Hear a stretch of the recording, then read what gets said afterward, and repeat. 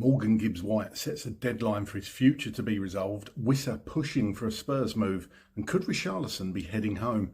Here are your daily Tottenham news headlines.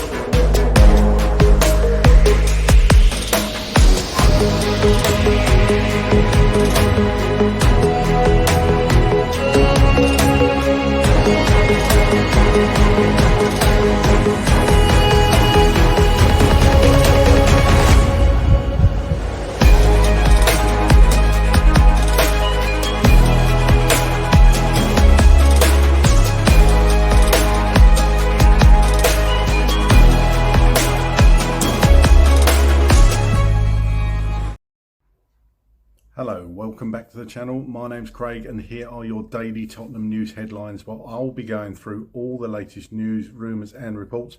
If you're watching on YouTube and are not already a subscriber to the channel, please consider doing so. Like, share and comment below. And if you're listening on an audio platform, please do hit that follow button and leave a review if you can. And if you have a spare minute, please vote for the channel at the Football Content Awards 2025. All of the details are below. Let's get into it. The Mirror report that Morgan Gibbs-White wants his future to be resolved before Nottingham Forest jet off to Portugal for their pre-season training camp. Forest said they considered the move off for the time being after reporting Spurs to the Premier League, and Gibbs-White has since returned to pre-season training with Nuno Espirito Santo's club. He held talks with Forest officials at the club's training ground on Monday and now wants clarity over where he'll be playing his football next season. Gibbs-White is hopeful a solution can be found by the end of the weekend as Forest prepare for their first pre-season friendly against Monaco on Saturday. While in Portugal, Forest are set to play against Fulham and local side Estoril Praia. The report adds that the ball is in Tottenham's court, with the Europa League champions weighing up a second bid worth around £65 million, but it is unclear whether that would be enough to change Forest's minds. If no progress is made on a bid, Gibbs-White is expected to travel with Forest for their trip to Portugal. The team are set to stay in the country until August the 1st. Frank would be eager to have Gibbs-White in his squad as soon as possible to get a full pre-season with the talented midfielder who scored 7 goals in the Premier League last season, assisting a further 8. Sport Witness report that there's an update from Brazil regarding Fluminense's pursuit of a marquee signing for their attack, and one of the names on their wish list is none other than Richarlison. The Tottenham striker is seen as a dream signing by club president Mario Bittencourt, who has long expressed interest in bringing him back. Brazilian outlet Bola VIP explains the sale of John Arias to Wolverhampton Wanderers has accelerated internal efforts to find a replacement, with the club now aiming to make a major statement in the market. Bola VIP claim Spurs are asking for around €30 million, but some previous reports mentioned €55 million fee, while others suggest around 40. Any of those figures is still far beyond what Fluminense can afford, and the club are said to be looking for alternate formulas to make the operation viable. In reality, Tottenham are unlikely to have dropped their valuation so drastically, and it remains unclear what type of structure, loan, part ownership, instalments could realistically bring Richarlison back to Rio. However, there's a willingness from the players' side. According to the report, Richarlison would view a return to Fluminense positively, partly due to the proximity it would give him to Brazil boss Carlo Ancelotti, who is a strong admirer and has recently included him in the national team squad. For now, the player's next move depends not only on his desire, but on Fluminense's ability to convince Tottenham of a feasible deal.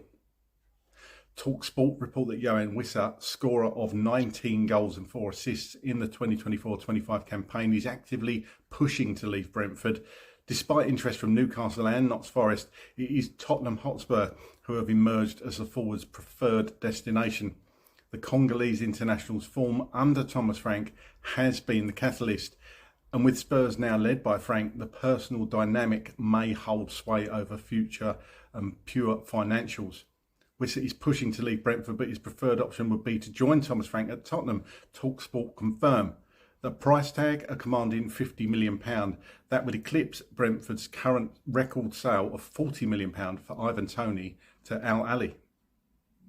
Okay, well, here's my thoughts on all those stories today. Again, a bit thin on the ground. But firstly, Morgan Gibbs-White, this one's dragging on. Everyone's talking about him every single day, it would seem. But it seems a bit of clarity now with Morgan Gibbs-White that he wants this done and dusted by the end of the weekend, which is good for both sides and Morgan Gibbs-White himself. I would hope that this progresses over the next couple of days in that aspect. I would hope that the club gets round the table with Forest and thrashes this out. Do we pay a bit more? Some would say, why should we pay a bit more for a player who's got a release fee saying it's 60 million? Why should we be going in with 65? But the thing is the player needs to either push for a move and hand in a transfer request, which we're led to believe he's not going to do, or the selling club need to agree with Tottenham a fee, and are Tottenham going to pay a bit more? It's purely simple as that, isn't it? You know, why should Spurs offer 65? But if they want the player, that's probably what is going to get him from Forest. But some would say even that is too low for a player of Gibbs-White's quality. So it's a really interesting one. I know Gibbs-White doesn't want to upset Forest and the Forest fans, but if he does want this move, it might take something drastic from him to put in a transfer request so he can move to Spurs. But let's hope over the next few days this is resolved, because it's no good for anybody. And that's all we seem to be talking about is Gibbs-White. Let's hope this is done and dusted very soon. Richarlison to Brazil. I can see this happening. He's obviously very keen on getting in that Brazil squad and keeping his place for next summer. So this could happen, but as I say, Fluminense is not a rich club by Premier League standards, and are they going to be able to sort out a deal with the fee for Richarlison? You know, he's going to command a decent fee, one would think. I still think this would be a good deal for Spurs if they can get decent money for Richarlison, whether that's an initial loan or whatever it is. But I could see this one happening actually, because Richarlison's made no secret he would love to return to Brazil in the future. Some would say, you know, at his age, has he got another couple of years in European football, top flight football, so to speak? I suppose this is down to Richarlison and what he wants to do. Does he see his chances of being in that Brazil squad better by staying in the Premier League or in one of the major European leagues, or going home to Brazil? So that will be interesting to see how that one progresses. And finally, Wissa obviously sounds like he wants to come to Tottenham, and whether he's put in a transfer request, not sure, but I think he would, as I've said many times, I think he would really be a good challenger to the likes of Solanke. And it's not just somebody filling in for somebody now, it's all about building this squad and having two good players in every position where there's no drop off.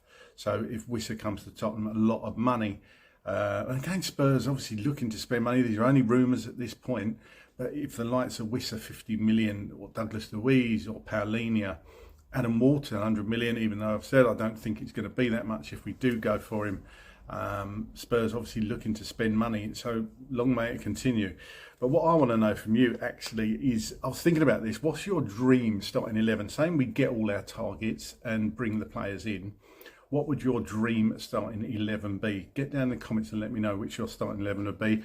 I'm still umming and ahhing, but for now, let me give you some options. Like these are the teams if we get these targets. And I've slung Walton in here rather than Douglas Luiz or Paulinho, just for argument's sake, so we've got a name. So you could start with, and this is not necessarily who I'd start with, but just giving you an idea, Vicario, Porro, Romero, Udogie, Walton, Bergvall, Morgan Gibbs-White, Kudus, Solanke and Wissa. I mean, that is pretty good. Oh, and Van de Ven, I should say. Sorry, I missed out Van de Ven. How can I forget Mickey Van de Ven? So that would be Porro, Romero, Van de Ven, Udogie, Walton, Bergvall, Morgan Gibbs-White, Kudus, Solanke and Wissa. And another team you could have, for example, would be Kinski, Spence, Vuskovic, Danso, Gray, Bentancur, Madison, Tell, Son, Johnson. And you could also sling in there with the other players. We've got more: Richarlison, Donnelly, Sarr, Bissouma, Dragushin, Kulusevski, Austin, Takai, Devine, Odebear, Phillips, Yang, Solomon and Scarlett. Now, obviously, a lot of those players you would think would either leave or go on loan. Would Dane Scarlett get a look in, or is he going to go on loan? Manor Solomon, we still don't know about him. Will Yoane stay around? Will he get another loan? Phillips, you would think, would move on. Divine, again, we just don't know, do we? Bissouma could be out the door, but there is a lot of players there in that squad, enough to make up nearly 3 teams at the moment for Tottenham. So what would your ideal starting 11 be? Get down in the comments, let me know. Come on, you Spurs.